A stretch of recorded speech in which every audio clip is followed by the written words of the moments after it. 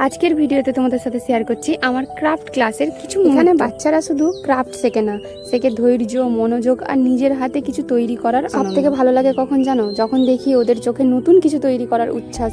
ছোট ছোট হাতগুলো যখন অনেক বড় কিছু তৈরি করার স্বপ্ন দেখে, তখন সত্যিই মনে হয় আমার এই পরিশ্রম সার্থক হয়েছে। আমার এই ক্রাফট ক্লাসে আমি বেসিক্যালি ওদেরকে শেখাই কোনো একটা জিনিস কিভাবে তৈরি করতে হয়, কিন্তু কালার চুজ করার সময় ওরা কিন্তু নিজেদের মতো কালার চুজ করে। মানে আমি ওদেরকে নিজেদের মতো কালার চুজ করে করতে বলি। এই ক্লাসটা করাতে গিয়ে আমি দেখলাম, এই যে দেখতে পাচ্ছ দুটো কালার কম্বিনেশন করে জিনিসটা আমি তৈরি করেছি, তখন দেখি ওরা নিজেদের মধ্যে আলোচনা করছে যে আমি এইটা করে কম্বিনেশন করছি, তুই ওটা করে কম্বিনেশন কর, তাহলে অনেক সুন্দর। এইভাবে কিন্তু ওদের অনেক ক্রিয়েটিভিটি লেভেলটা বাড়ে।